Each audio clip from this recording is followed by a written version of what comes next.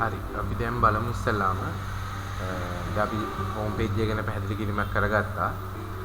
ඊළඟට අපි බලමු යූසර් මැනේජ්මන්ට් කියන්නේ මොකක්ද කියලා. යූසර් මැනේජ්මන්ට් කියන ඔප්ෂන් එක ගොඩාක් දුරට අපි යොදාගන්නේ අපේ යූසර්ස්ලා කියන්නේ අපි ගාව වැඩ කරන කට්ටිය වෙන්ට කරගන්න. එතකොට ඒගොල්ලන්ට අවශ්‍ය කරන විදිහට තනතුරු හදාගන්න. ඒ කියන්නේ අපි රෝල්ස් කියලා කියන්නේ තනතුරු කොහොමද කැෂියර්ස්ලා, මැනේජර්ලා, බෑක් ඔෆිස්, එතකොට ලේබර්ස්ලා වගේ කට්ටිය එන්ට කරගන්න. ඒ වගේ මම යූසර් කෙනෙක් දාගන්න විදිහ ඉස්සලාම මේකේ පැහැදිලි කරනම් මේකේ අපිට ඉස්සලාම කරන්න තියෙන්නේ මේ යූසර් කියන මෙනු එකට අපි ගියාට පස්සේ මෙතන තියෙනවා යූසර්ස්ලා ටික. ඒ කියන්නේ අපි කලින් අපි ඇඩ් කරගත්ත යූසර්ස්ලා ටික මෙතන පෙන්නනවා. ඊට පස්සේ මෙතන තියෙනවා ඇඩ් කියලා ඔප්ෂන් එකක්. අපි මේ ඇඩ් කියන බටන් එකට යනවා. යාම මෙතන අපිට එයාගේ ප්‍රීෆික්ස් එක මිස්ටර්ද මිසිස්ද මිස් ඒ වගේ දෙන්න පුළුවන්. මේක අනිවාර්ය නැහැ. අපි කොයි වෙලාවෙත් හැම වෙලෙම බලනොත් මෙතන මේ අපි ස්ටාර් මාර්ක්යක් මෙතනින් අපි එන්ටර් කරලා තියෙන මේ වගේ අපි පේන්න තියෙන ඒවා අනිවාර්යෙන් දාන්න ඕනේ. ඒවා අනිවාර්ය නැහැ. මම යූසර් කෙනෙක් එන්ටර් කරලා පෙන්නන්නම්. මෙතන අපි කැමති නම් මේක දාන්න පුළුවන්, නොදාන්න පුළුවන්. අපි මිස්ටර් කියලා දාමු. ඒකට මෙතන මම දානවා ටෙස්ට් කියලා. මේ ලාස්ට් නේම් එක යූසර් කියලා දාමු. ඊට ඊමේල් එකත් test@gmail.com අපි කැමති මේල් එකක් දාගන්න පුළුවන්. මෙතන අපි මේ ටික් එකෙන් කියන්නේ මෙයා ඇක්ටිව් යූසර් කෙනෙක්ද නැත්නම් මෙයා ඉන්ඇක්ටිව් යූසර් කෙනෙක්ද කියලා අපිට දාන්න පුළුවන්.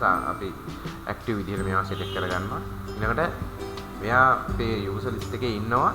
නමුත් මෙයාට ලොගින් වෙන්න ඇක්සස් නැහැ සිස්ටම් එකට. එයා යූසර් කෙනෙක් විදිහට විතරයි තියාගෙන ඉන්නේ.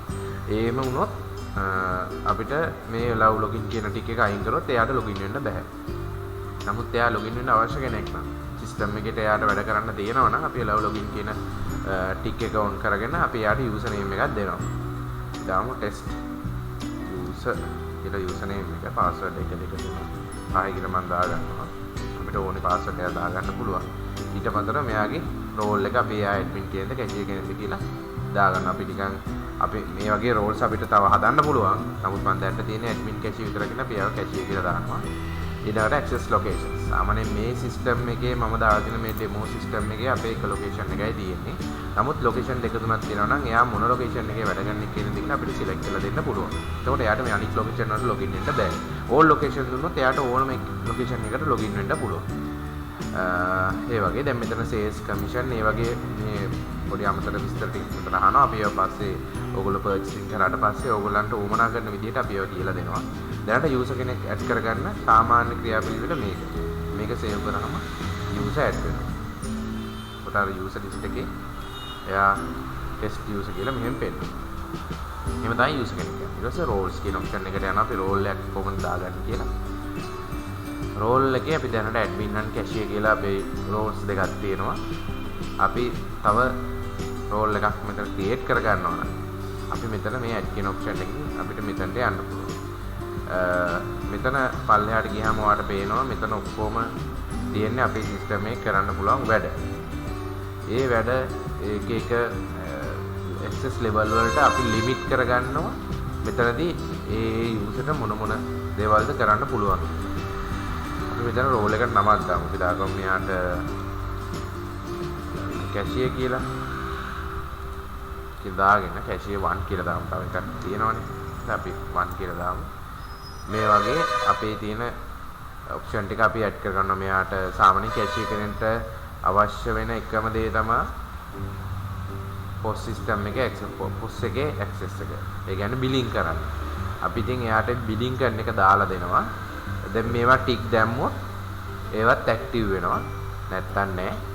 අපි මේ විදිහට සිලෙක්ට් කළා කැමති විදිහට අපිට එයාට දෙන්න ඕනි ඔතොරයිසේෂන් එක අපිට දෙන්න පුළුවන් එක ඇක්සස් ලෙවල් වලට අනුව.